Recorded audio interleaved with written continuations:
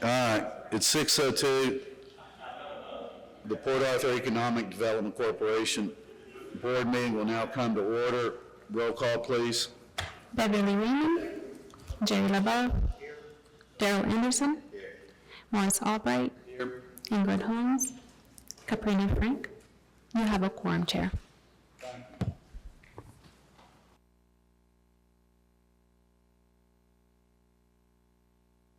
Raymond. Father God, we thank you for once again allowing us to be at another board meeting.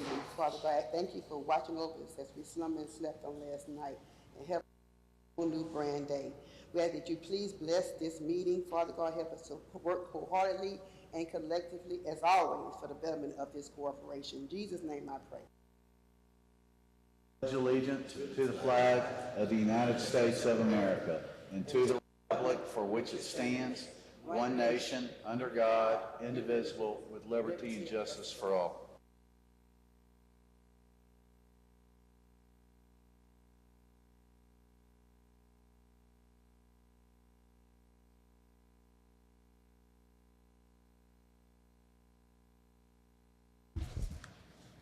Need a second? Opposed? Motion carries.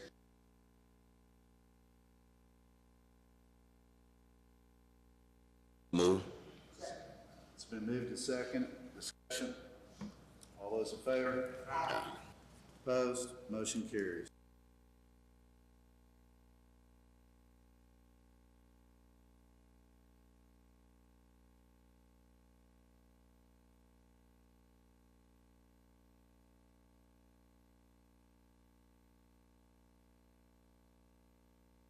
Good evening, Board of Directors. Evening. The following summarizes financial activity for the month of January 2026 and year-to-date results through January, October through January for fiscal year 25-26. Financial operations remain stable and within approved budget parameters. Revenues are tracking and expected expenditures remains controlled, and overall financial performance is consistent with projections at this stage of the fiscal year. Could go over your revenues and sources. The total fiscal year budget for revenue is $7,824,998. January revenue is $585,161. Year-to-date revenues, $3,056,059. The remaining budgeted revenue, $4,768,939. Our sales tax revenue remains the primary source of funding, with $2,571,291 collected year-to-date. Collections are progressing consistent with seasonal expectations. Additional revenue activity includes rental income, $73,656 year-to-date, industrial park maintenance, $39,179 year-to-date, interest on investment, $85,679 year-to-date, sales of land, $153,665. Transfer from fund is complete at $132,588. Overall revenue performance support current operational expenditures and remains aligned with projections. I'll move over to your operating expenditures. Total operating budget is $6,436,533. Our January expenditures is $255,509. The year-to-date encumbrance is $2,162,077. Your total year-to-date commitments is $2,930,427. The remaining operating balance is $3,506,106. Approximately 46% of the operating budget has been expended or encumbered through 4 months of the fiscal year, which is within acceptable range. I'll move on to your expenditures by category. Salaries and benefits. The budget is $1,167,040. Year-to-date, $239,800, remaining $927,240. Personnel expenditures remain below the proportional budget benchmark. No expenses have been incurred for extra help. Supplies and materials. Budget is $170,500. Your year-to-date actual plus encumbrances is $21,170. Remaining is $149,330. Spending in this category remains conservative and limited commitments to date. On to maintenance. Your budget is $517,000. Your year-to-date, which is actual plus encumbrances, is $125,393. Remaining $391,607.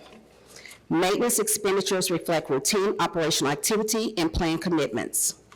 Contractual services. Budget is $4,481,993. Your year-to-date, which is your actuals and encumbrances, is $2,544,065. Your remaining is $1,937,928. This remains the largest expenditure category. Significant commitment include development, professional services, and industrial park development. Industrial park development currently reflects a minor average overage of $2,450,000, which staff is monitoring. Our other contractual line items remain within approved budget levels. Encumbrances continue to represent planned contractual obligations for the remainder of the year. Your budget outlay, the budget is $100,000. Year-to-date activity is $0. Your remaining balance is $100,000. No capital expenditures have occurred to date. Your financial position. Year-to-date, revenues total $3,056,059 compared to $2,930,427 in operating commitments. That's actual and encumbrance, indicating stable financial performance and adequate remaining capacity for the balance of the fiscal year. The conclusion of the report. As of January 31st, 2026, the organization remains in sound financial condition. Revenues are progressing as anticipated. Expenditures are controlled, and no significant budget variances require corrective actions at this time. Staff will continue to monitor contractual spending and overall budget performance to ensure fiscal stability throughout year-end. This concludes my financial report for the month of January. I'll be happy to answer any questions from the board. I have a question. A little deeper into line 54, please, industrial park development. The overage is what you want? Okay, so right now you have encumbrance list of $336,613. So that's one of the line items that we actually have some contracts that is encumbered and also some POs. And I need to actually go through each of those to make sure that there's nothing there that needs to be closed out. Sometimes we close out contracts and then neglect to go in and release the encumbrances on them. So this is one of the line items that I'm actually reviewing at this point. Yes, I can. Yes, sir. As soon as I identify the problem, I can email you. Thank you so much. Thank you. You have a great evening.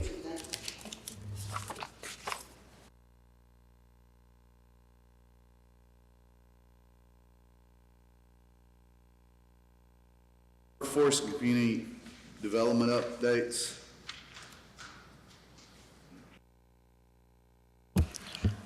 Good evening to the board. Today I will be giving you the quarterly workforce community updates. Of course, you did get an outline in your packages of those programs. Here today we do have representatives from three of those. That would be GTech Digital Workforce Academy, Future Force, and also Lamar State College Port Arthur for the healthcare initiatives. I will leave it up to the board to decide if they want those presentations. Each are prepared to give a presentation. If you would like for them to give those presentations during this initial workforce update, or if we want to wait till the actual agenda item, they'll be prepared to present at that point in time as well. And getting started, we will talk about GTech Digital Workforce Academy. This is a long-time trainer, not the first time that they've trained with the Port Arthur EDC. They just got through confirming a deal that they did with GTech, where they'll be actually training folks for their NCCER as well as their OSHA 10. In exchange, GTech is going to look at these folks as a hiring process. In the proposal that you've seen, and they'll go even further deeper into the process, in the proposal that you've seen, I'm proposing that we fund 6 people per class. This is a 2-year deal. They've already began this February, so this process is already going.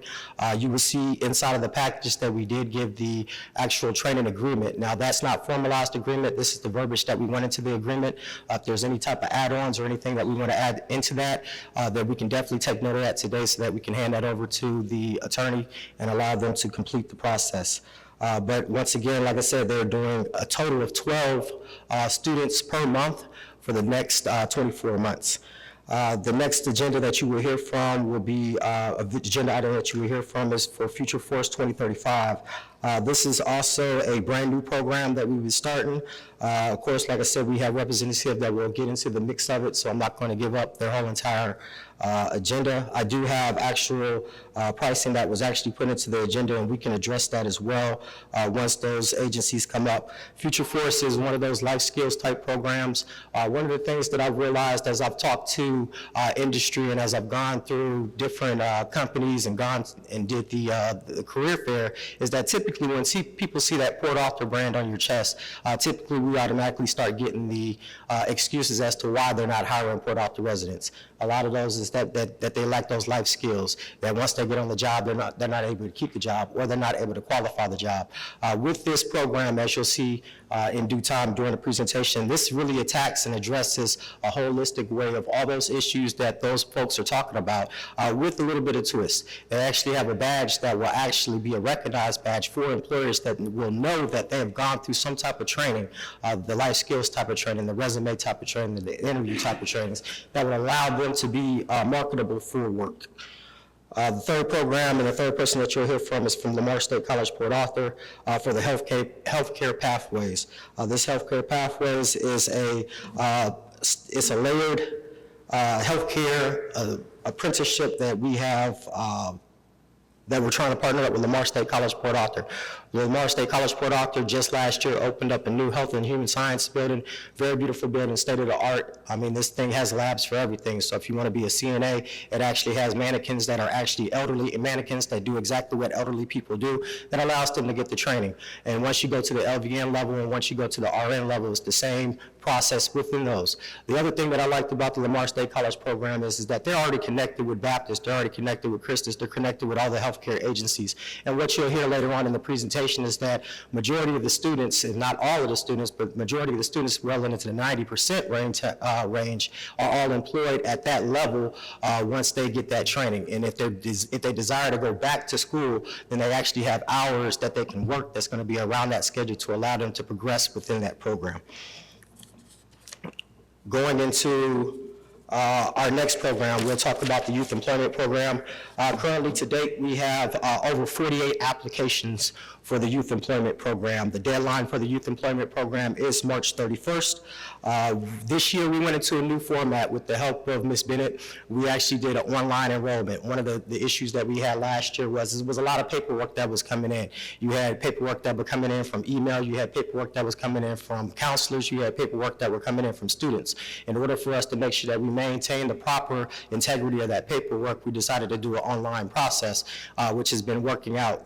Simply students can go to our website, they can actually click on the link, and they can actually fill in their information. Once they fill in their information, it's going to also ask them to upload their resume. It's going to also ask them to upload their transcripts. It's going to ask upload their actual letter when it comes to the scholarship program. So both of those programs did go into an online format this year, which has very much decreased all the paperwork and all the trees that we have to kill in order to maintain this program. I'm able to get those emails each and every single day. We have them going to a designated box, and then those are forwarded to my box to allow me to go ahead and start reviewing each and every one of those.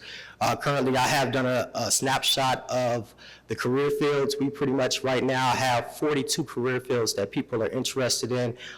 Your top ones being nursing program, industrial, welding, finance, and law enforcement. And so we are looking to get ready to close that program out. This year, we also added a paid orientation for June 2nd and June 3rd. And what we're going to do is we're going to teach those students life skills. We teamed up with Texas Workforce Solutions as well as teamed up with Prairie View in order to give these students the same thing. When we did talk to employers from last year, we didn't really have a huge problem, but they did still talk about how if a student was going to be late, sometimes they would not call and address that. So these are things that we're going to make sure that we address, making sure that you're not on your phone.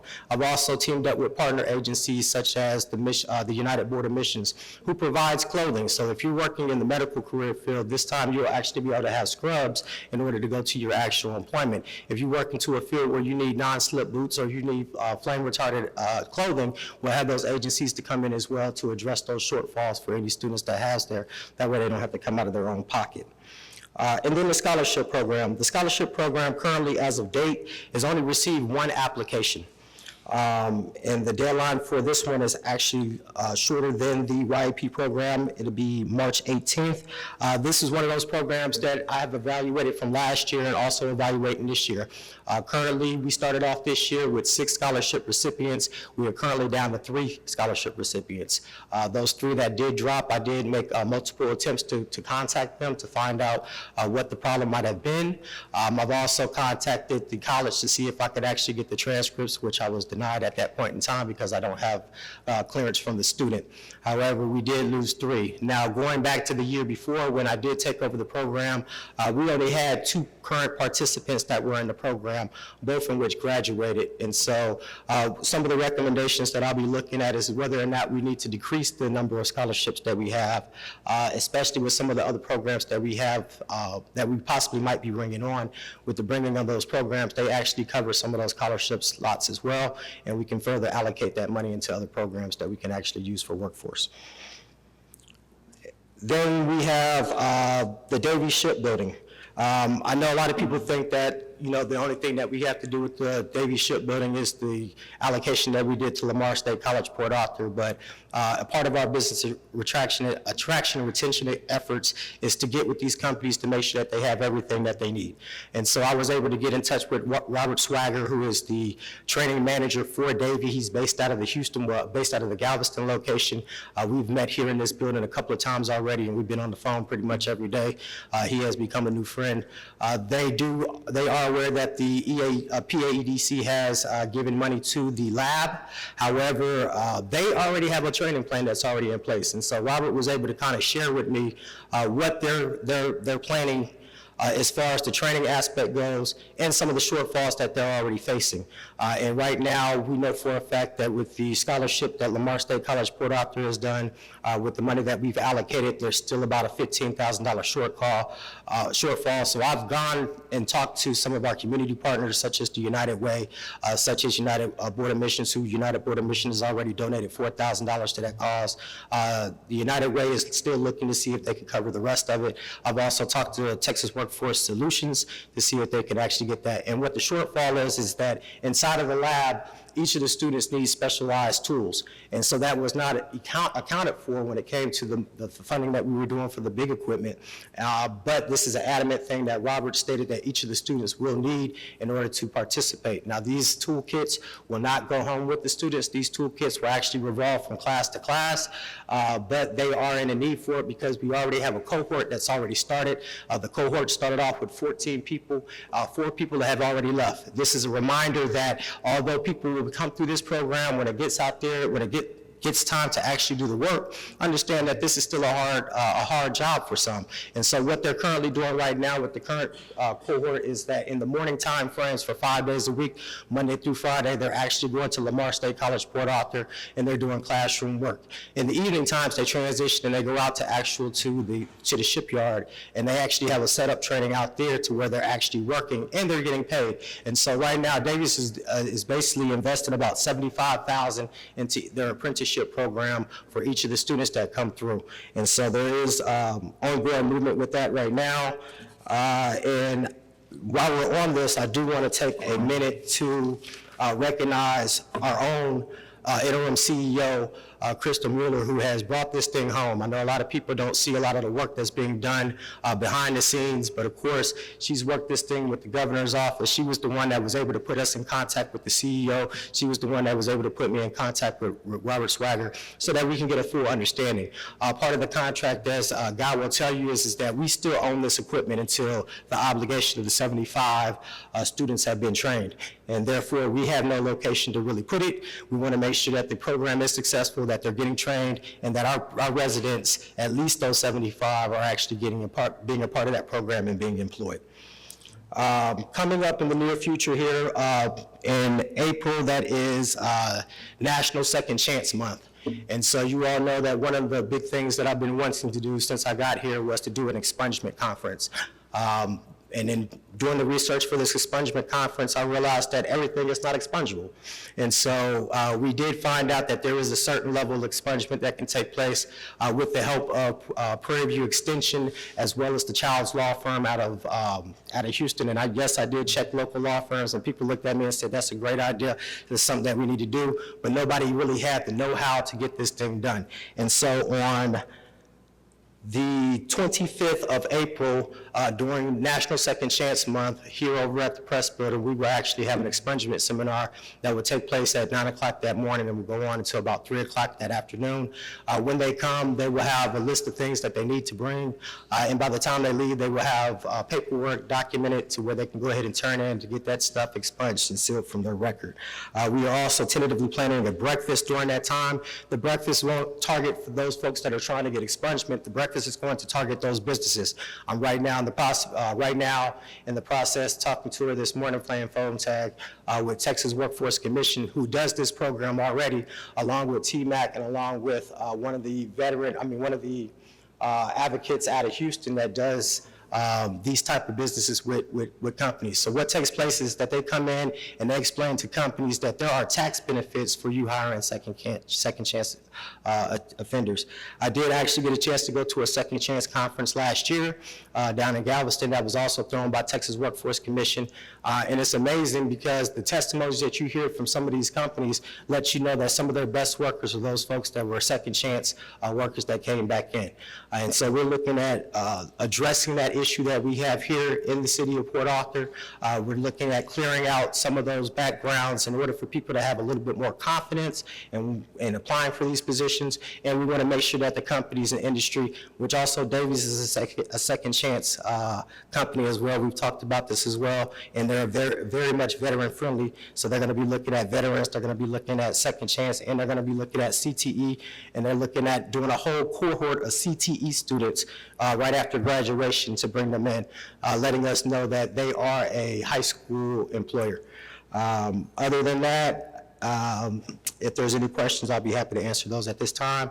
And once again, like I said, during the non-consent agenda, I do have 3 presentations that will be presented. Okay, so with the first presentation, we'll go in order that it's on the agenda. Hold on, I'm sorry. Okay, I'm sorry. Sorry, Ms. Rand. Okay, no problem, no problem. One of the questions I have, and I hope I heard you correctly, you're saying that only one student have applied for the scholarship, for EDC scholarship? That's correct. What you think is the issue? Why, I mean, scholarship money, they're not going to college, or? I think it's a combination. All the schools in Port Arthur, Yeah, so with the advertisement of both of these programs, we have sent out invites to all the counselors, to principals. We actually even asked for us to be able to come out. Of course, we did have one high school, Wilson, that did invite us to come out. Ms. Bennett and myself, we did tag team that event to make sure that everybody was familiar with both of the programs. We have gotten, from the YEP program, we have gotten applications from Sabine Pass, from Nederland. So we are contacting with all the schools because these programs are being marketed together. But as far as why they're not taking the money, that's a question that I'm even having with the schools right now. Like, what is it about the students, or what students do you know that's out there? A lot of times students right now at this phase don't exactly know what they're going to do when it comes to post-graduation. And so we did expand the programs this year to make it a lot more appealing to those students to give them more options in order to go. But as far as the application process, we simplified the application by putting it on web. We even changed up the question that they're going to be writing on to see if that would even make it easier as well. But the response has still only been one scholarship. So the advertisement is basically online and to the schools. In the news as well. We also did the You news. ever thought about churches? Have you sent communications out to the churches and see if their student be? Because I know sometimes the city of Port Arthur, when they're having their police academy, fire department, and we get, because I'm church clerk, so we get the communication. So you thought about, have you done that? Have you thought about it? So last year I did, this year I can honestly say I have not sent that out to them because I've been helped with the communication, so it did slip my mind. But last year there's a coalition of pastors and ministers along with nonprofits that I did send the list out to, and so we will send that out again this year as well to see if we can get some more push on it. Even when sending it out to the pastors last year, I think we ended up getting maybe one more application compared to the ones that we had already received prior to. I think we send to the churches and they can announce it to their congregation. I think we may probably get more. I just unheard of. I just never heard anyone not applying for a scholarship. Yeah. But free money. Yeah, I mean, it's So, like I said, it's the second year with that same situation happening, and that's why we stated that we really wanted to look at it to see what other ways we can kind of approach that, and even talking with the schools to see what would be a better way to do it. And then, like I said, discouraging enough to have 6 and then drop down with 3 was also discouraging as well. To look into it. How the committee? Don't we have a committee in place to help with that? We do have one that's going to be ranking the applications as they come in. Yes, ma'am. We work on trying to do better in that area. Yeah. Overall, I really like everything you mentioned, the second chance. So many people out Yes, there ma'am. have just made a mistake. Yes, ma'am. And they deserve a second chance in society to be the best that they can be. So again, thank you for your. And I do apologize, I didn't flip my page up. 2 other programs that I did want to talk about. The CDL program, which I pulled from the actual consent agenda, was because I got the actual audit on Thursday, and then I got the other part on Friday. And there's some things that we have to clean up in the audit process. They did provide me people that were actually working, but it wasn't necessarily people that were attached to our program. It was pretty much all in general, all the people that they had. When I did look at the numbers for 2 fiscal years, I realized that we're only hitting around that $50,000 mark, and so it might be a possibility for us to shrink that down. So like I had sent an email to the attorney as well, that we were going to be looking at that program to see if we needed to reduce that program, and to also put some more strength inside of the actual regulations with what they're supposed to be reporting. I sent them an email of those things that I wanted to see. I realized that all of those things were not in the previous agreement. That was a 2-year agreement that we had before. This current agreement, if we did it again, I just wanted to do 1 year. That way we can evaluate and make sure that we're still getting the best. But what I would say is we did have over the last 2 years, 54 people that were trained in that program. But we still haven't got the accurate employment numbers for each of those years as of now. And then the last thing that I wanted to mention is after months of doing research on the police academy program, and yes, I do realize that we had a police academy program before, but after talking to talking to LIT, talking to the city manager, talking to the police chief, with the process that the Texas law enforcement council wants you to do stuff, as well as the union. The city manager came to me and stated that we're not going to do this program at this time. And so the police academy program has been tabled until we can figure out how to get past the legalities of being able to do that program. About the fire? How about the fire department? The fire department was a little bit more truthful in the beginning. They stated it was a union issue, and that's part of the problem with this one too, is that we can't offer to Port Arthur residents without offering to everybody that comes through there. The same thing. Same thing. Sitting on it, okay. Correct. The other thing is, other question on the scholarship, when was that due in? The scholarship is actually closing out on March the 18th. March the 18th. March 15th? 18th. Okay. Just so with the scholarship, first of all, a lot of good information, but with the scholarship, LSCPA is not anyone's first choice to go to. Okay, most students are looking to move around and do different things. So as far as those applications just flooding this time of year, not gonna happen. You may need to look at extending how long you allow that to be open, because we're getting ready to go into spring break. And I promise you, no one will do an application during spring break. But you're probably gonna get more applicants toward the latter part of the year when things start actually getting real, and some things haven't come to fruition for some of the students. So just, I don't know if you've considered that or not, but That's a very valid point. I even considered, I know before originally we were trying to push this date because they have the citywide scholarship. And I know the first year prior to me just getting here, I know that we presented our 5 scholarships at the time during that presentation. Last year we had such a late start in there that we ended up presenting our scholarship here internally in the house. But that was a consideration that I did think about in this process, is that maybe we don't need to wait till, maybe we need to start closer towards the summer after everyone's got their obligations already. I believe maybe that was the case where we lost maybe 1 or 2 of the participants that didn't come back. If I look at the fact that, hey, I did get this scholarship to go to Lamar State College, Port Arthur, but LIT calls me up and says, hey, you've been accepted to my program.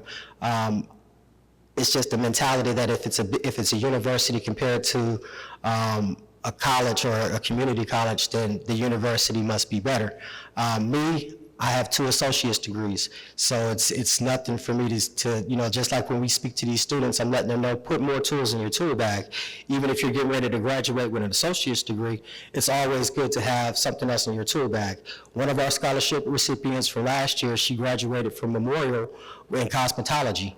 Matter of fact, was finishing up her hours that summer, but now is in the nursing program at Lamar State College, Port Arthur. She did take advantage of the scholarship, and she knows the value of getting as many tools in your tool bag. Any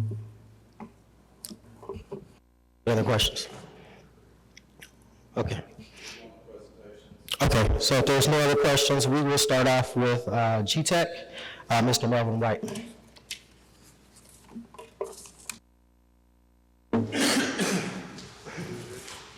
And each of these folks will present the overall view of the program, and then if you have any questions on what we're proposing, I can also step up to help and assist in that. Good evening, Chairman Albright, board members, and staff. I'm Melvin White. I'm accompanied by Caroline Brandon, our program director, and our master trainer, and Esther Sharon, who is our office manager as well as client liaison. We have been training in Port Arthur since 2007. We're located at 617 Proctor. For the past 19 years, we've trained well over 3,000 people in the petrochemical industry. We are an NCCER, National Center for Construction and Education Research. We came here in 2007 at the request of Motiva whenever they built the new plant, and we worked with Bechtel as well as some of the maintenance contractors. And we wanted to be here in Port Arthur because we thought that's where the greatest need was. In the proposal tonight, we wanted for your consideration, we were contacted by an EPC contractor who's building a power plant for Entergy and I guess East Port Arthur, close to Bridge City.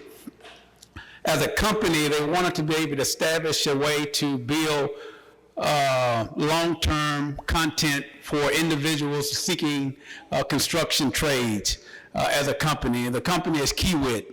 Their actual placement component is TIC. It does all of the staffing. They say they have a 2-year project, and they wanted us to see if we could provide training for up to 280 people, 12 people per month for 24 months to be able to work on their project that's 2 years. And what they wanted us primarily to train on is the NCCER core, as well as OSHA 10, rigging, and some of the foundation. So GTech is a pre-apprenticeship entity. Once they actually transition over to Kiewit, they will be in their registered apprenticeship. And that is one of the finest programs because you're able to move into a pathway to a career. So we train them on the foundational skills, and then they move into the actual craft. And that craft may be electricians, may be pipe fitters, but there's also a related training instruction that these individuals will be able to partake in. But our particular training is on the front end, and we're primarily targeting Port Arthur residents and those within the region as well. We do have a strong recruiting process. We have a social media presence. We also have a boots on the ground through our past relationships that we've established in this particular community.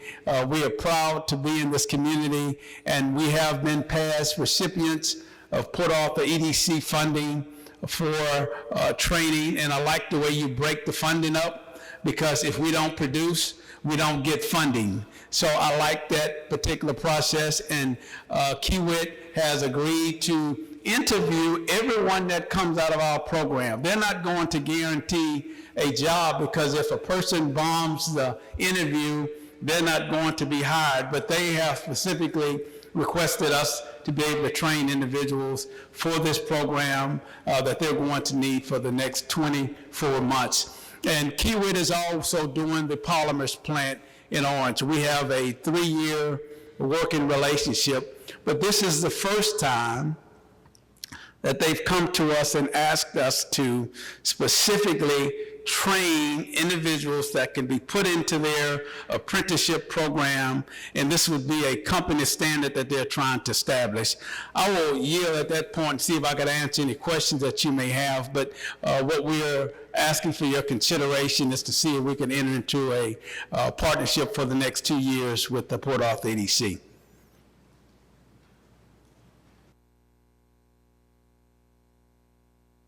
You're welcome.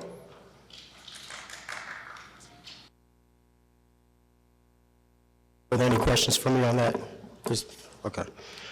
Our second presentation per the agenda is going to be Future Force 2036, and that's going to be Dorian Patterson.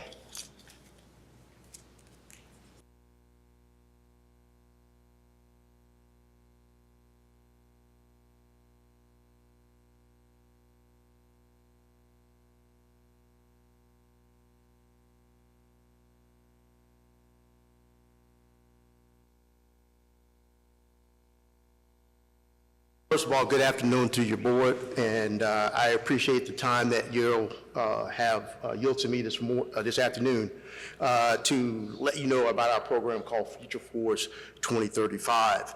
You guys have been all given a packet with some level of detail regarding the program and about myself. But I want to take just a couple of minutes and give you a little bit of background, because I think it'll be germane to the overall presentation. And one of the things that I'd like to tell you is that what you don't see there about me is that I was born in a family where there was 5 of us, and I have a single parent situation. I have had circumstances and situations that probably should have meant that I would not be successful. But I had a caring parent, I had opportunity. I've worked since I was 13. I went into the United States Air Force, where I was an education and training system specialist, where we basically trained and made sure that folks knew what to do and when to do it. After doing that, I was an Air Force recruiter. That's how I got to Southeast Texas. I was the Air Force recruiter in Beaumont and in Port Arthur for several years, and I put a lot of young people into the Air Force, very, very deserving folks who had excellent careers. And then I went to work for Total Petrochemicals here in Port Arthur. My point in bringing all that up is that I have been in Port Arthur actually for longer than I've been in any other place in my life, to include where I was born. I basically adopted Port Arthur as my hometown, and the folks in Port Arthur seem to have adopted me. My point, though, is that I've been around these types of circumstances and stuff that we're going to discuss this evening, and I know how it works. And I've actually, even before this came up, as a part of what I did in the community, I've done junior achievements. I've been in and out of the schools. I brought our EPC contractors to the CPE, well, it used to be Steelwell, right, to talk to them about, hiring our folks. So this is something that is a passion for me, and out of that comes this Future Force 2035. And by the way, the reason that we chose Future Force 2035 is because in the actually the BLS, and we'll talk about it, has statistics that run from 2023 to 2033, but we got a little bit late. Basically, in a 10-year span, jobs are going to change tremendously. We also have the ongoing impact of AI and those kinds of things, and I think it's an optimum circumstance for us to get involved. And actually here in Port Arthur, with the amount of development and investment, is excellent time to really engage. Now, as I mentioned, the statistics from the BLS, essentially, the world's going to change as it relates to jobs. But one of the good things about what's happening, if you see it that way, is that with AI cannot be a plumber. AI cannot build a house. AI cannot pipe fit. So what that means is, and as it states in this brief snippet, is that the heavy industry, occupational construction industry jobs are going to grow significantly.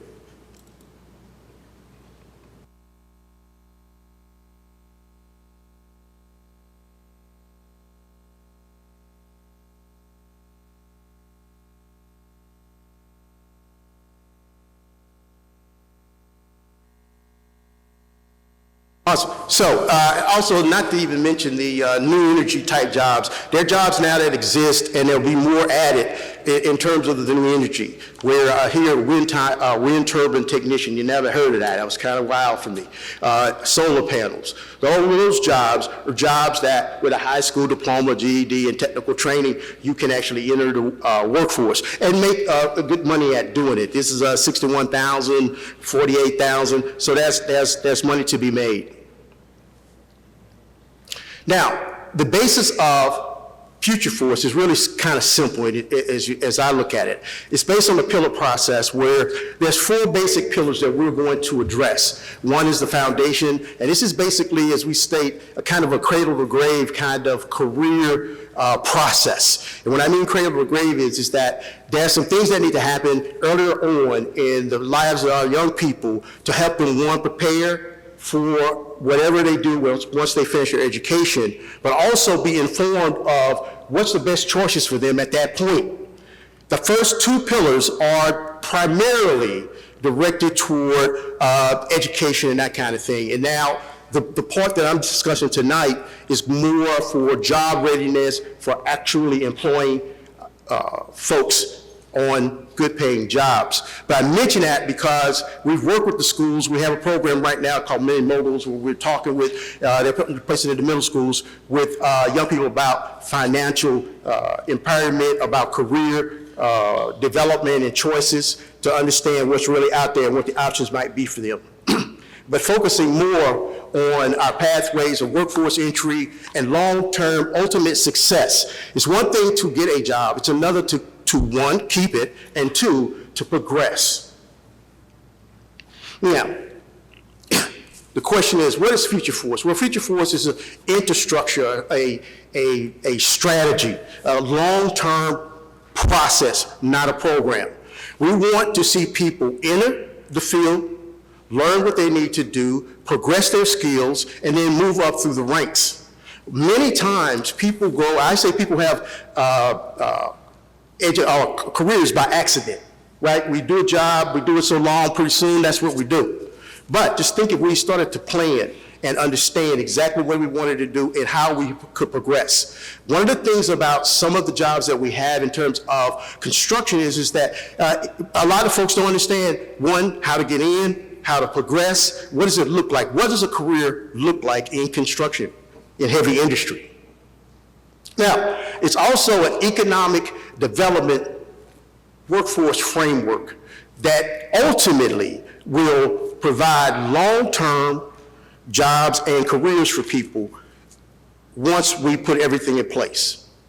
What it is not a nonprofit mentoring program or youth enrichment program or any of that short-term workforce class. It is a commitment, not only to the community, but to the people who actually will attend and be a part of this program. Now, there's another piece of this, and we call this path to pay, right? One of the things that a lot of times people don't understand, especially about construction jobs and industry type jobs, is what it actually pays.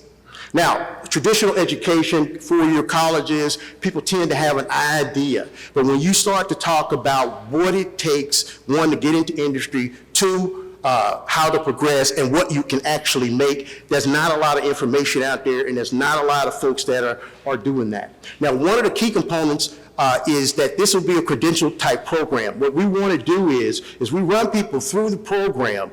We're going to do things like credential stacking. What that means is that we're going to make sure they have their certifications, they have their OSHA, they have their financial ideas and whatnot to actually progress. And one of the things that industry has seen is that if you don't have some of these other things in place, then you will suffer on the job. Now, again, what it is that we want to, one, condition the workforce. One of the things that a lot of people don't understand is when you go out and work in these jobs, there are some things that you got to be prepared for if you're going to be successful. Some people don't last because they don't understand what it takes to work in July in a refinery, what it takes to work a turnaround for 45 days straight, 12-hour shifts. What we're planning to do is just explain all of those things, break it down so that they understand it. Now they're better prepared to deal with it. Now, again, what it's not what we could traditionally call a soft skills type class. Nothing against that. I think there's an appropriate place for it. But when I think about it, the skills that we're going to be covering will not be soft. They're not soft skills. If you don't show up for work on time, that is not soft. If you can go to work and you can't be supervised or you can't get along with people, that is not soft. We have to introduce these skills and the concepts of how to deal with them when we're out in the workforce. Now, what these do together essentially is we want to create a reliable worker, we want to stabilize the employment circumstance, and we want to create a feeder or a pipeline from high school up through a 20, 30-year career in heavy industry and construction. Now, what's different about what we're going to do versus, say, other programs or processes that you might have seen? One, we're not just talking about generic work skills. What we're talking about is that discipline that you need to actually be successful. We're going to talk in terms of shift discipline. Like, for instance, if you're on a shift and you show up 10 minutes late, you've got a problem. If you are fatigue management, if you're not going home and taking your rest, doing those things, and you're working 12-hour shifts, you're going to have a problem. We also talk a bit about financial literacy, but we also talk about what happens when that young person gets that first check of substantial amount. How are they managing that? Are they making sure that they paid their car note? Are they making sure that they got gas? Those kinds of things, because those things will impact your ability to maintain employment. Now, we have a board of directors. It's made up myself, the CEO and founder. We have Dr. Ramona Rhodes, who is a professor at UT Southwestern, James Marshall, who's the CEO of Marshall Finances. As a matter of fact, he's an author, the program with many moguls, he authored that. And then Dr. Barrett Lee Brooks, or B. Lee Brooks, who is a 30-year retired principal at HISD. At one time, he was in control of the largest middle school in Houston. Now, these people are strategically selected simply because what they add is a breadth of experience, perspective that can help guide future force and path to pay going forward. So, in closing, what I've tried to do in a very short period of time, and I appreciate your attention, is that we want to, in the future force realm, we want to be dealing with new entrants, making sure, well, recruiting. We need to start to recruit young people into these fields. When I say recruit, I mean not just say it's out there. Start to educate them. Start to tell them what it is. Start to get them interested. Career advancement and returning workers. Also, in the path to pay, one of the things that most people will perk up for is when you start to talk about how much they can make. It's sometimes with some folks, it's just about how much I can make and what do I have to do to get it, right? We're going to condition, certify, and we're going to make sure that we retain the workers that we train and we put out there and that they advance. And what that means is that there's going to be some ongoing contact with these folks. We're not going to just train them and turn them loose. We're going to stay a hold of them. We're going to keep up with what they're doing. We're going to track that. And one of the ways that we are planning to do that is through an app. Hey, everybody's got an app, right? So Future Force is going to have one as well. And that's to engage all of the folks. You can't even put that with young people now. Everybody has a phone. And on that phone is the opportunity to do a lot of things. And we're going to use that phone to provide and present opportunities for folks to get jobs, maintain jobs, and do well. I'll take any questions if anybody has any. Yes, I have a question. The Future Force and the Pathway to Pay, are those national programs, or is that your company's program? Yes, that is my program at this point. We'd love to be national, but at this point, I've been involved with Port Arthur long enough and understand what I'm trying to do here and recognize the resources of the folks that are here that can help us get it done. All right, thank you, sir. Anybody else? Thank you. All right, thank you, sir.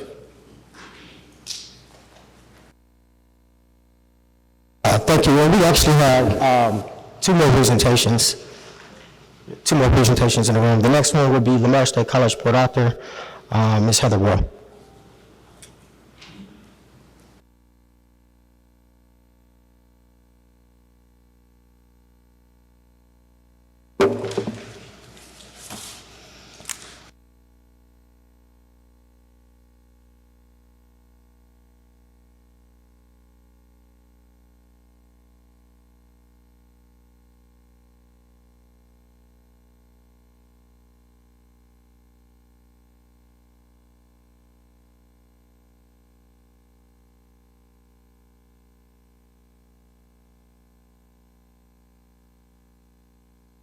Evening.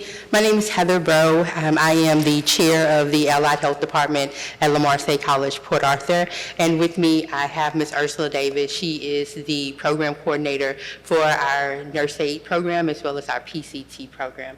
Thank you guys for taking the opportunity to speak with us in regards to our healthcare pipeline that we would like to partner with you guys. So our healthcare pipeline is actually a 3-tiered program. And what I've given you guys is actually the 3 parts of that tier. So with the tier is, the first part of it is our nurse aid program. So a nurse aid program is a 1-semester program where all of those students that come in, they will go in and they work in our nursing homes. They can work in our hospitals. And those students, they earn a decent wage, however, they still will be below the poverty line, even with that, with them having a certification. The second tier would be our licensed vocational nurse program. It is a stair step where those students, they will go in, they get their nurse aid, that's part of one of the requirements, and then they go into our LVN program, which is an additional 3 semesters. Those students, they then can go and work in hospitals, they can work in nursing homes, home health, they can travel, and those students, they actually make really decent money. And then the third step in this tier process is our upper mobility program, which is our registered nursing program, where the students have already become licensed vocational nurses, and then we then have another 3 semesters where they come into that program and then graduate with their RN degree. With this program, the beauty of this program is these students can take these credits and go anywhere. So I have students who end up getting their 2-year associate's degree at Lamar State College, Port Arthur, and then they can take that degree and then go get a bachelor's in nursing at Lamar University. Why am I so passionate about this program? I am a product of a program similar to this. I started off as a CNA, and I worked in a nursing home, and then I ended up going to school to get my LVN.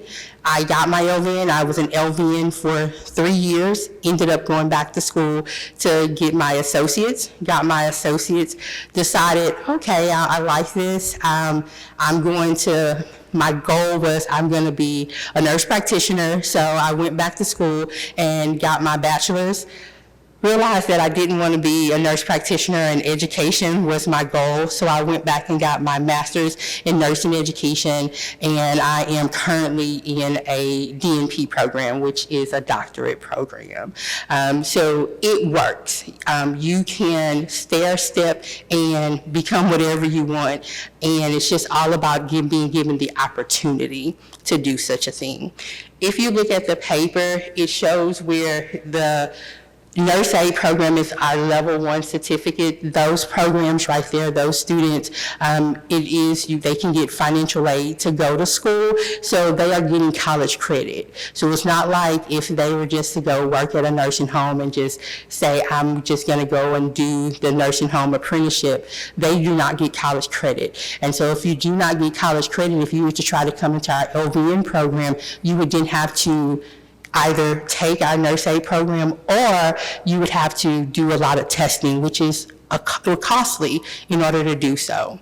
Most of our students, they decide, you know what, I like the healthcare field, so I think I want to be an LVN, and I would say about 80 to 85% of those students end up coming into our program. We accept 50 students per semester into our LVN program, and in our RN program, we accepted 82 this cohort. Normally we accept 80, but we actually have a partnership in Jasper where we accepted 12. We just opened a brand new 60,000 square foot building. If anybody has not been to the new building, please do not hesitate to come and see me. I would love to show you what we have to offer. We have state-of-the-art simulations there, which is how students will go in and train. We train them in our labs and in our simulations. So when they do go into the workforce, they have practice on their fake patients, so we're not going to be harming the patients in their facilities. We do actually have affiliation agreements with every single hospital in our area, as well as most of the nursing homes. We also have partnerships with our home health agencies, other community partners like Gulf Coast. Any questions? Thank you.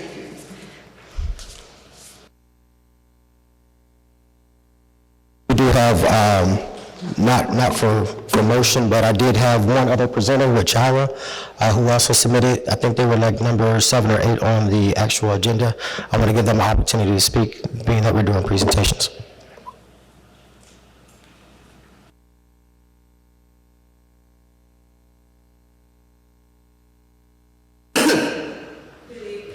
Good evening. Everyone. I'm Pearl Anna Karen with Jawa World Church and Outreach Ministries, and I thank you for having me tonight. I want to present to you what is generically called life skills, but a more descriptive word of our program would be work ethics and job readiness. We use as a core for our program a curriculum from Columbia University, which is a 10-unit program that basically addresses a person getting ready to go to work. And the main unit in this program to me is the one that's entitled Strategy to Keep Your Job. And even though we go through the regular things like interviewing and dressing and all of that, our emphasis is really getting a person ready to go to work and able to keep the job. So in addition to having the curriculum, we also have credit repair and basic financing. We deal with anger management and integrity. And I think the thing that sets our program apart is that we do follow up even after the persons are placed in employment. We call it our post-class support. And so we're in constant contact with those persons. We also provide, in addition to the academic things, we provide those things that the person needs to overcome barriers to go to work. For example, we help them secure identification if they don't have an ID, because you can't go to work without that. Help them resolve maybe any traffic violations or tickets that they might have out there that even we've had to deal with arrest warrants that were out. We help them resolve those things. We provide transportation if they need transportation to go to work. We purchase work clothes. We do everything to eliminate any barriers to keep them from going to work and keeping a job. In addition to those things, as I said, we deal with the anger management, integrity. We have certified people who are available to teach the classes, and we also have incorporated in our program what we call Christian ethics. So for every one of the academic topics that we cover in our units, we actually have lessons that parallel with those that come from the Word of God to help them to develop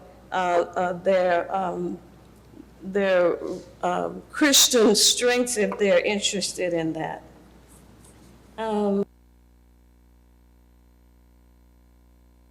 Drug testing, or send them to do drug testing.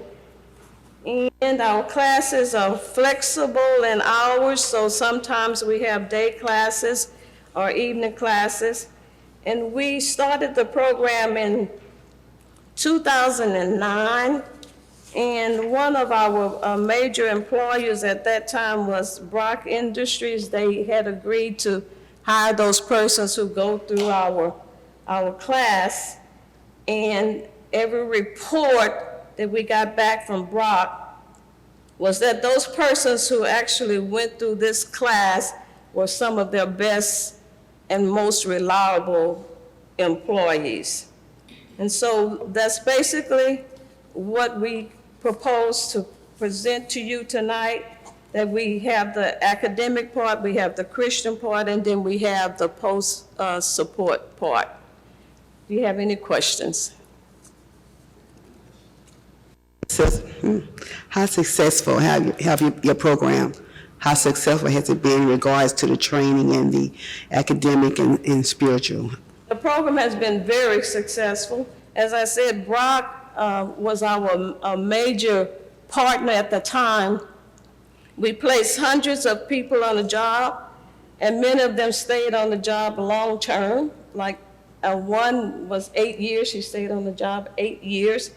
And I think it's because we do our post-class follow-up. And so we don't lose contact with them. If they encounter problems after they're employed, they can come to us and we're willing to help. And of course, as I said, we try to eliminate all of the barriers, first of all, to keep them, that's keeping Port Arthur residents from going to work. And then once they get to work, we try to help them get over any barriers that they might have. So we stay in touch with them, and the program has been very successful. I brought along with me the units from the curriculum for Columbia University and also our Christian part of the program. Any of you would like to see it?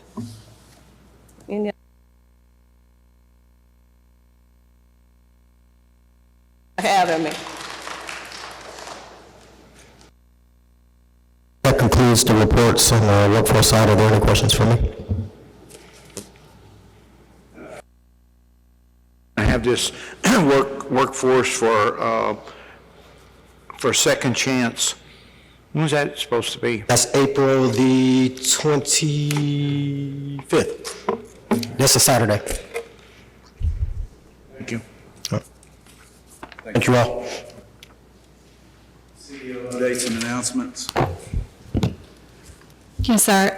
Most of the updates I'm going to give you tonight are relevant to the business park. First off, I'll start with the work that we've been doing with GrantWorks. We are continuously meeting with them and working on potential grants that we'll qualify for. One of the biggest ones that I would like to seek the board's approval in going after is an Economic Development Administration grant for infrastructure upgrades to the business park. We've been discussing for a long time the need for water capacity and upgrading those lines to the business park to be able to accommodate more companies out there that may be large water users, as well as possibly burying the electrical lines that are still overhead in a portion of the business park. GrantWorks seems to be confident that we have a really good chance for an EDA grant at this time. There's available funds and they're looking to give it out. So I would really like to go after this and try to upgrade those utilities as well as infrastructure right now while we can. I'll probably be bringing back to the board proposals to start engineering studies because we will need that to be able to begin the prep work for an EDA grant. Okay.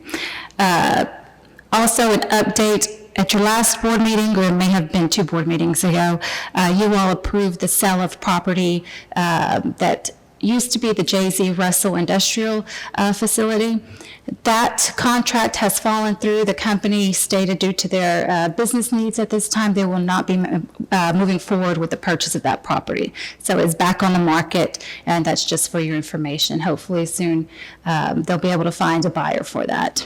We're working very closely with the realtor as well to hopefully get that spot filled and it doesn't sit vacant for too long. What was the name of the business that was going to buy the? The business that was going to buy is Industrial Thermal Services. Okay. It was going to move into. The old J.Z. Russell. Okay. Yes, sir. So that fell through right now. And just as a reference, remember J.Z. Russell is in a bankruptcy, so anything has to go back through the bankruptcy trustee before it comes back to you.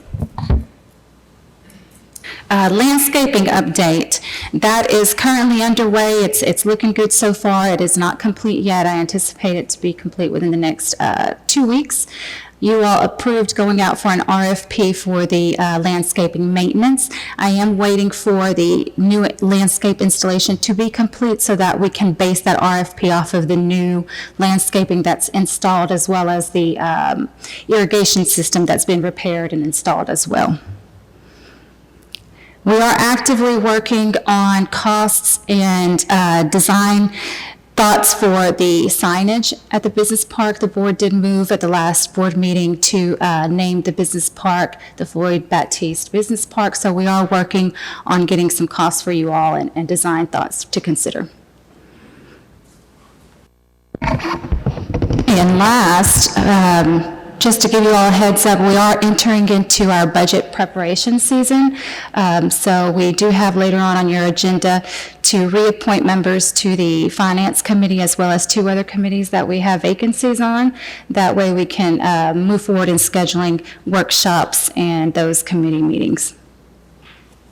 And that is all I have for you tonight as far as updates. Any questions? Data on the buzzer, anything update on the buzzer?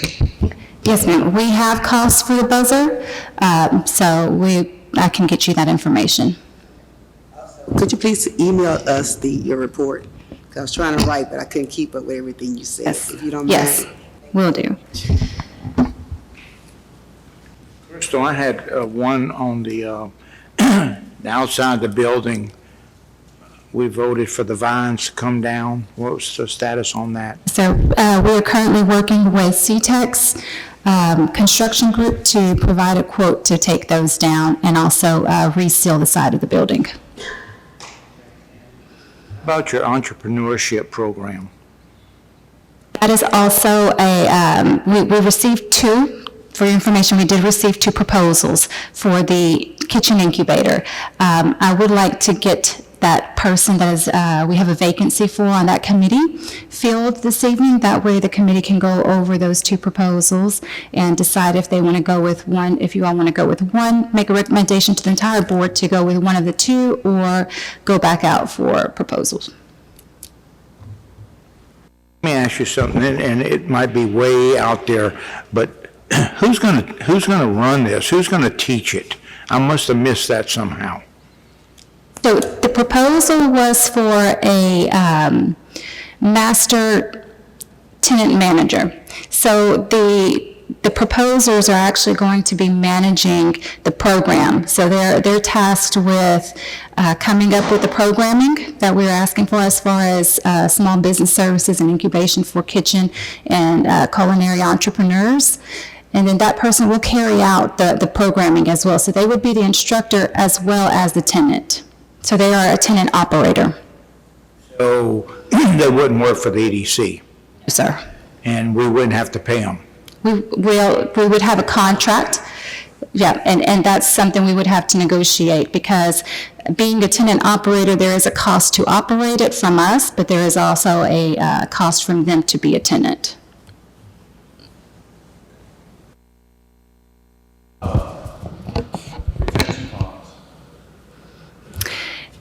So I've met with South Surveyors who has done the flyover. They've gone out there.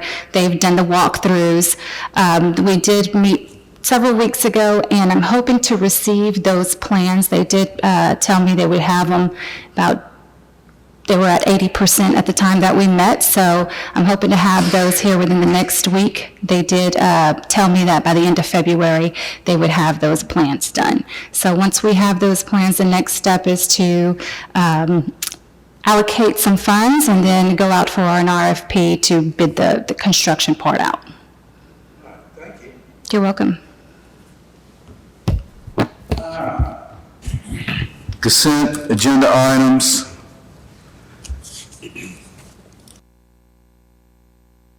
One and 2.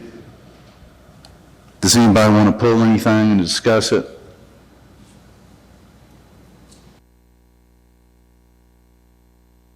I'm just going to read them. Discussion and possible consideration to ratify the expense to industrial and commercial mechanical to furnish and install the main blower unit for the HVAC system located at 501 Proctor Street in the amount of $6,860.52. Discussion and possible consideration of approval of quote from Discovery Information Technology for the replacement of the network file server in the amount of $16,872.61. I will say that it was a compressor up on the building for the air conditioner, and the server died. and had to be replaced. Over here? Yeah. Okay. And Have to have. then computer type people doing computer type stuff. Good. Also move that we approve the consent agenda items 1 and 2. Second that. It's been moved in second. Discussion? All those in favor? Aye. Opposed? Motion carries. All right. Gonna get a little bit weird here. All right.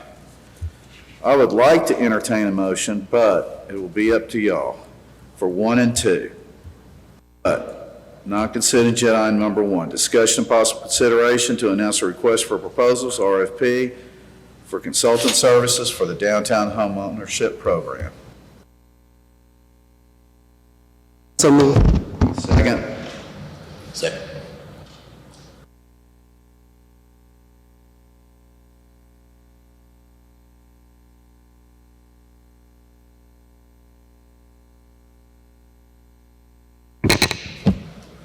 All right, what I'd like to do is 1 and 2, I'd like to move to a workshop. Then 3, 4, 5, 6, 7, 9. Also like to move to a separate workshop because, well, we've got this RFP sitting out here that we're talking about going into. I don't see anything on the background where we've talked to the city or anything else. And without the city being involved, I think this is all very premature, but I think the board needs to have an in-depth conversation about what we want to do with this and how far we want to go with it. With the city. As you all know, my partner Kate has worked on this both in this program and programmatically on the separate ballot proposition before. We will do whatever the board wishes. All I was going to suggest, and I want to make one quick comment, I appreciate Sean talking just about several of these programs, but there's a couple of things, this being one and then something else, that yes, you know, we're bringing this forward out of this ballot proposition. So yeah, buy-in from the city is absolutely essential. I think that the RFP that Kate and them have prepared is ready to go. I think programmatically, if you want to talk some of these guidelines with the city, that's fine as well. So if you want to do it, I just want to say that, yes, perfectly fine to do a workshop. I am, though, on that one saying, I think it's important to move ahead expeditiously. Secondly, go ahead. Well, and I was also going to say that, and it's the pleasure of the board, but the board might want to go out for the request for proposals prior to approving the guidelines, because I do know that the current individual that came and did a presentation has some input on what they would like to see in the guidelines, but really before they're properly procured, we cannot include that in there. And so it's the pleasure of the board if you want to procure the consulting group that's going to run the program prior to adopting the guidelines. So that's something to think about as well. I do know that the city, as far as going out for the RFP, they're going to want us to go out for the RFP. All that's doing is just procuring the consultant, and then the board can work with the consultant on approving the guidelines. And Mr. President, as you've mentioned then, and Sean again and I've talked,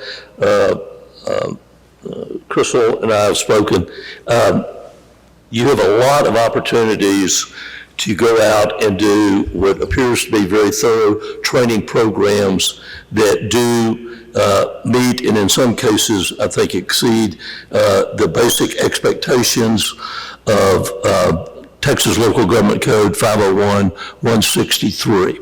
Now, again, for the benefit of those in the audience, my partner Kate Leverett and me were privileged to work for the EDC and then Executive Director Floyd Baptiste. We wrote this statute. This statute does not have a termination date. But as Sean and I have talked, Crystal and I have talked, this thing has a trigger that we need to talk about. No programmatic activity that we go forward from this point forward needs to go longer than 2 years. Why? Because in the statute, it specifically says that the program is only available in these metropolitan statistical areas as long as the rate of unemployment has averaged at least 2% above the state average for the most 2 consecutive statistical years. Well, the statistical years, like most things in the world, fall behind. So at best, we're talking about statistical years 23, 24, and I'm not even sure 24 is a hard number yet, maybe 22, 23. You all are doing a good job, and you're going to do a better job if you partner with some of these people to get these programmatic activities done. But we have to remember, we hit a wall if we hit that where we're starting, where this area, again, thanks to trainers, to industry, where we shrink below that 2%. At that point, our work is dormant. So one of the other things when we go have a session is talk about this. I think Kate and I would enjoy the opportunity to work with the board committee. It is time to think about how we tailor this statute, which we did 10 years ago, basically, Kate, you know, and then we modified it 4 years later in 2013 and 2014 and 2017 to make it sustainable. I don't want to see training activities in this city diminish. That training or housing? Huh? Are we talking about training or housing? We're talking about training. Affordable housing is completely different because that's a ballot proposition that's standalone that has nothing to do with 501-163.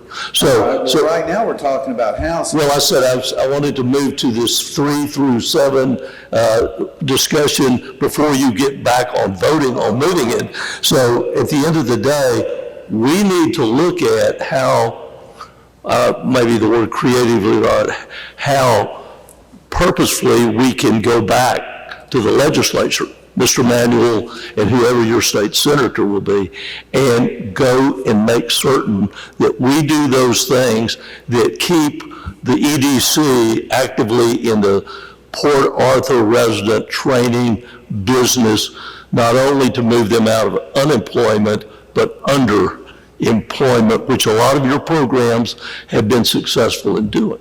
So I just wanted to give that little overlay, Mr. President, because again, we're perfectly happy, but because of these elements, your interim executive director has also just mentioned to you, it's coming up on budget time. These workshops need to happen soon. Because not this week, but next week. Yeah, I'm saying is we need to move these workshops along at whatever the pleasure of the board is by the membership of those committees, because we need to get busy on all of these programs so that we can stay ahead of any issues that ever arise under this statute. Just to add to that, you're correct, Attorney, that we do need to move swiftly with all these training is excellent. But again, we just switched over to B. We received the information late. We didn't get a chance to really study it, but we are in favor of all these programs. We just want a workshop to understand the process of it all, because it's something new to us. And so again, we plan on having a meeting like 2 or 3 workshops, whatever it takes to get it moving. So we're not going to slack on it. We're going to move on it. Well, and I'm not picking out, but Mr. White knows we've worked with Digital Workforce Academy. We have worked with Gyro World and each of those programs.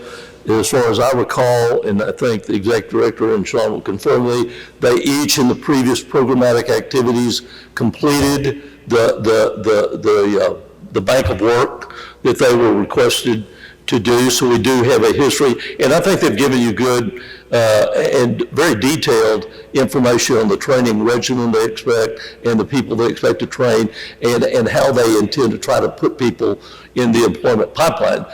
Jobs aren't guaranteed, but we do know that based upon the work that both of the, or all three of the presenters mentioned, not diminishing Lamar, let's say College Port Arthur, but the training programs, be they life skills or others, have given a good detail, but I think the board needs to make sure they're comfortable that each of these things complement each other, and I don't see any reason that they don't. In other words, they're going to have a certain number of people to train, and right now I don't think they're going to have any lack, and Sean can correct me, of finding people to put in the program in the time period. I'm just saying, let's look at this, focus this on deliverables that we can get as soon as possible so that we don't hit a trigger because right now, as I looked the other day, and this is not relevant because this is not in one of the statistical years for which we do the look back, but you all have crawled within 2% at the end of 25 of the state average unemployment rate. You crawl within the 2%. Not a lot, but you're inside of it. But that's not for that does not match what we get to work off of, which is the statistical years for which. Mr. Tony, let me ask you a question. In the next 30 days, you're saying if we don't pass this tonight, in the next 30 days, no, we're not going to be able to do this ever again? Not at all. I'm just saying is let's put this.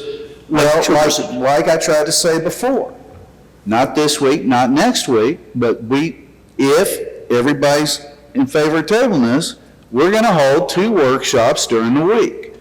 We're going to pick a date, we're going to do the workshops so the board can better understand what they're being presented.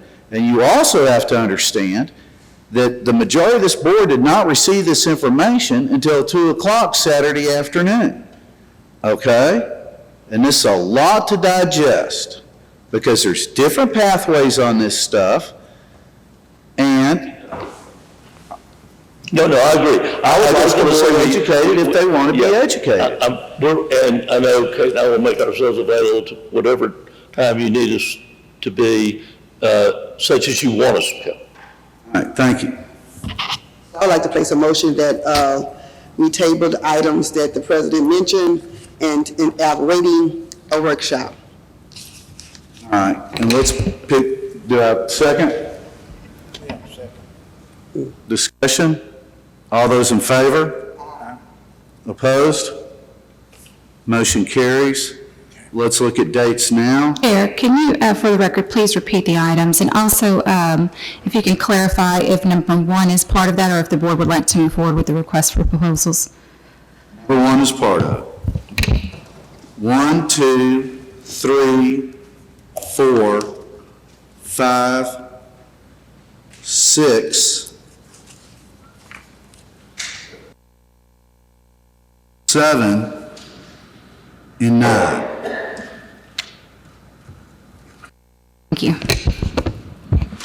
All right, everybody go to their calendars. Let's look at the week of March, starting in March the 16th through the 20th. Shouldn't 12 be included? She wanted to hold that out. No, that's about item number.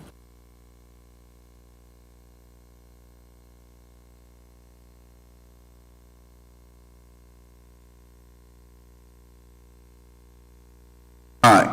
When? The week of the 16th through the 20th. Need to pick 2 days, both meetings starting at 4 o'clock. Is everybody available on the 16th? Monday?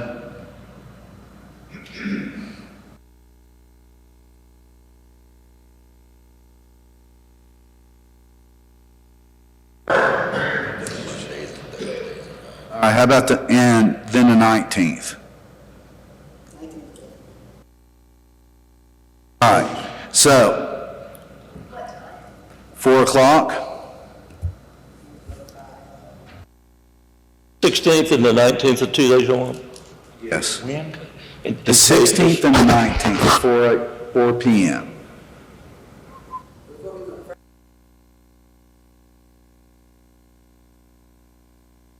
Right now, it's a workshop. And are you going to set the housing one for the 16th and the training one for the 19th, or what's your pleasure? Doesn't matter to me. I'm fine with either. It's, Put them together on either of those days. Okay. So. But I just want to do housing one day because I don't want to go, you know. you want to put them all on one day? No, I want 2 days, housing one, job training the other, or workforce development, or whatever you want to call it. But I don't want to tie people into a 2 or 3 hour deal. This one, this number 7, this is the company that came before, is that correct? Yes. But that's going to be tabled for the workshop. Okay. All right?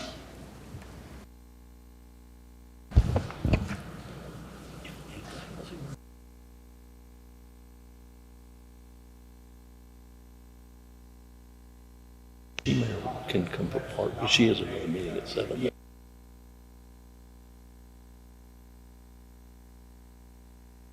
All right. Item number 8, discussion and possible consideration of submission of a training provider application by Angels Divine Touch for certified training program, service for our residents. Well,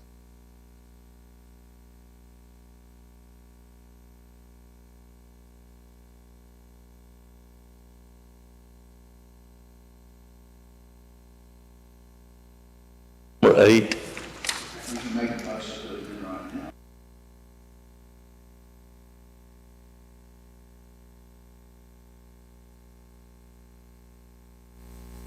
Nursing assistant program serving up to 10 Port Arthur residents.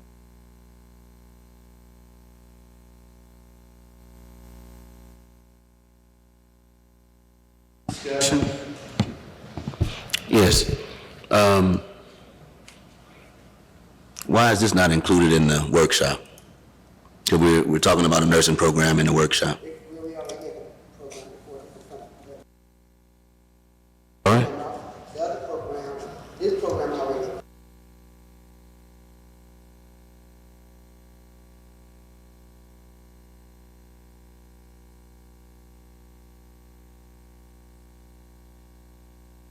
Existed where?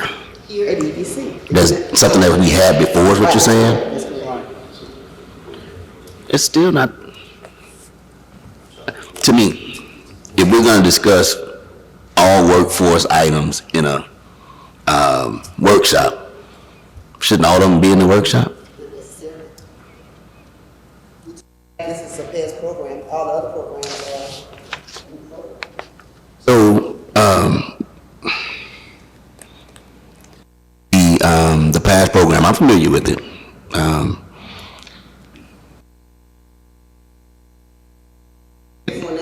Well, no, it left, so there's a reason why it ended. Why did it end?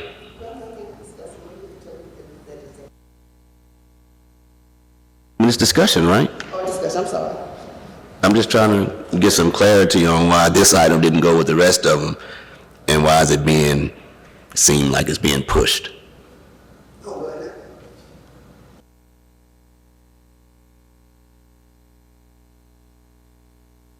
Way being pushed, and you know that.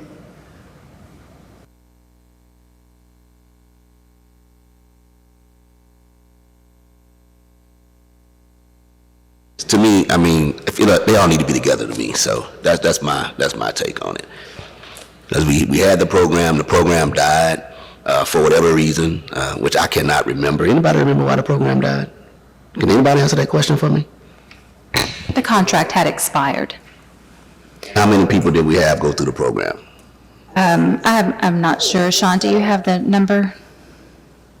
It wasn't successful. I didn't want to say that on the speaker, but yeah. Program successfully trained 8 people. Of those 8 people, 3 were placed in employment, and then the contract was, she had 2 contracts. The second contract was terminated by operator. Our CEO. Operator, meaning the CEO of and not our CEO. She turned in her termination. There's a resolution there's a resolution in Laserfish of where we have a resolution by City Council that she terminated her contract. We just hearing this now when we've been discussing this for the last years. Why am I just hearing this now? This particular, I mean, I know there has been, it's been alluded to about this particular person. I went on the strength that when we had discussed and we talked about it during the workforce committee meeting, that we were looking to start a CNA program. And so I knew that there were some issues with it, with the last contracts that we had, but I pretty much concentrated on creating a CNA program, which was requested to me by this board. Okay, so again, due to the fact of the information just received, then we can remove the process, if all the other process that we have followed. No money is received without evidence of certification. Yes, ma'am, and I can gather that information from that particular vendor to make that available to the board. So, are you making a motion to table?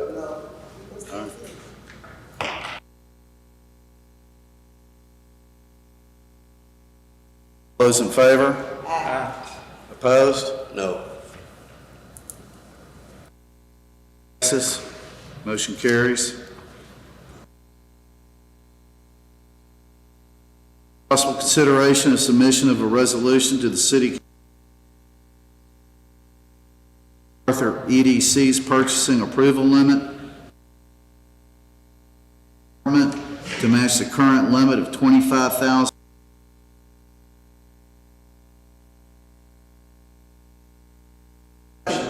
Second, discussion. Yes, sir. You may recall, having been on the council, Mr. Albright, that at some point the City Council's purchasing division approved, or had to go to council rather, to approve expenditures over $5,000. At that time, because we utilized the City of Port Arthur for all of our administrative services, including purchasing and accounting, we were under that same guideline for $5,000 purchases. Our limit has not increased since that, and it's been like that for almost 20 years, I want to say. The city currently has departments limit at $25,000 expenditures before they have to go to council, and we are requesting that the board allow us to submit a resolution to the City Council requesting that the purchasing department increase our limit to be consistent with the city departments in the amount of $25,000. Still comes here for approval, just doesn't have to give city council. If it's under 25,000. Make a motion to accept this. That's right, but moved to second. We're in discussion. Ms. Raymond, do you have anything? I think I understand that something occurred where you was trying to get approval and it took forever for you to get. Yes, ma'am. It does cause a hindrance because, for example, you all have the air blower for the HVAC unit, and we have to come to you all to ratify that and then go to council and have them ratify that as well because it's over $5,000. So this will help us move along a little faster and smoother. All right, and it's going to help with one other thing, and that's our vendors. We're getting caught up with paying our vendors late on these small amounts because we got to go to council, and so we're kicking into, I'm guessing, but I'm thinking 70-day pay, or is it worse? It's actually 90. All right, and this is going to make people willing to do business with us. On the bigger amounts, they know, but on the day-to-day, all right. All those in favor? Opposed? Motion carries. Discussion and possible consideration of appointment of board members to fill vacancies on the following board committees: entrepreneurship and small business, Programs Committee, Rebranding Advisory Committee, and Budget, Finance, and Audit Committee. If you go to number 11 in your back pocket, it will show you who. All right, Entrepreneur and Small Business Programs, current members are Director Anderson, Director Frank.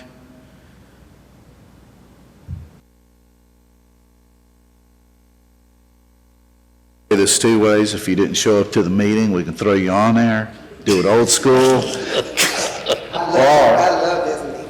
or somebody can volunteer. Old school? Got to do old school. All right. I think Ms. Holmes is going on that one. All right. Let me write her name down. Rebranding Advisory, Caprina Frank, Ingrid Holmes. All right. All right. Anybody want to fight him for it? Yeah, I'll go for that. Nope. All right. Mr. LeBeau will take that one. Budget, Finance, and Audit.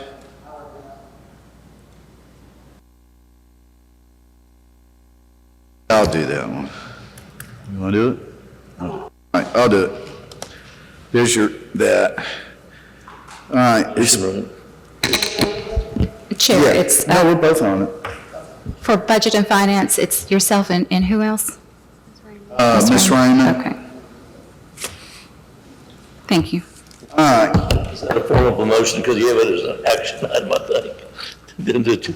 Yeah. You already voted, are you voting to approve these? Yes.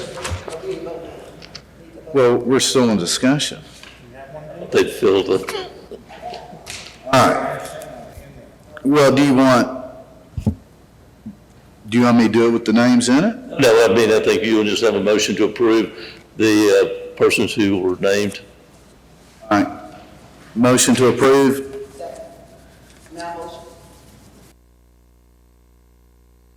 Moved and seconded. Any further discussion? All those in favor? Opposed? Motion carries. Discussion.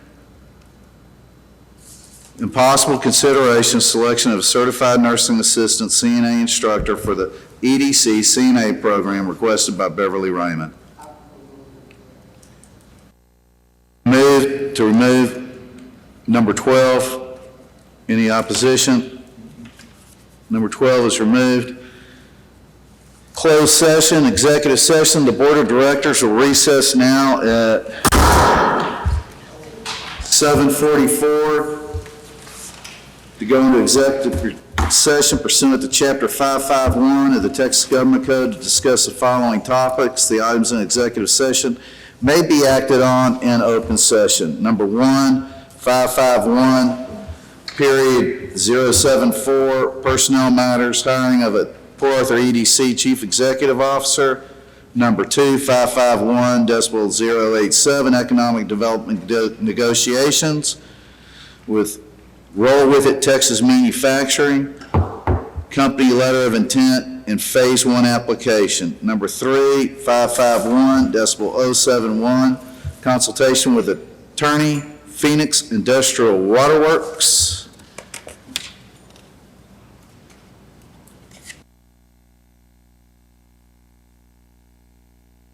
All right, we are adjourned at 7:45. Now, 8:22, the Port Arthur EDC is now back in session. Roll call, please. Beverly Raymond. Jerry LaBeouf. Daryl Anderson. Morris Albright. Ingrid Holmes. Caprina Frank. You have a quorum, Chair. Thank you. Coming out of executive session, we have one motion coming out. The motion is as follows, naming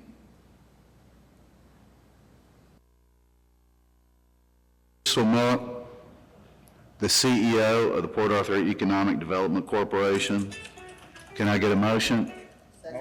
Motion. It's been moved and second. Any discussion? Favor? Aye. Opposed? Motion passes. Agenda items.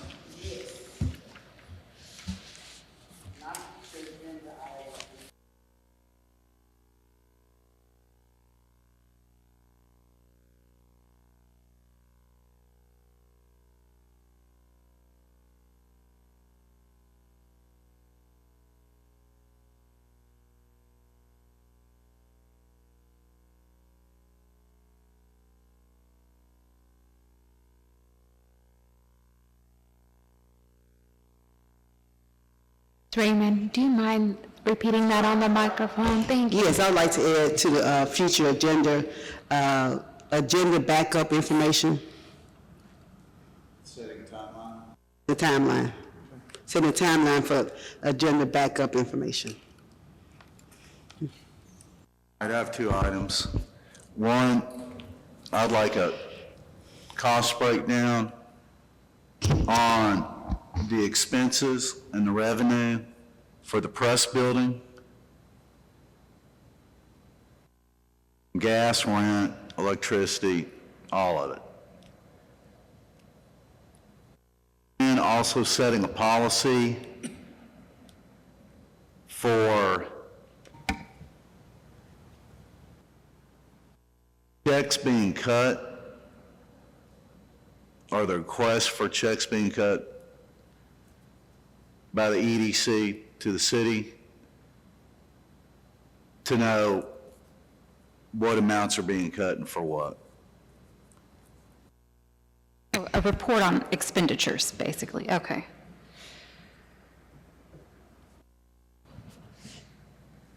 There being nothing else, I will entertain a motion to adjourn.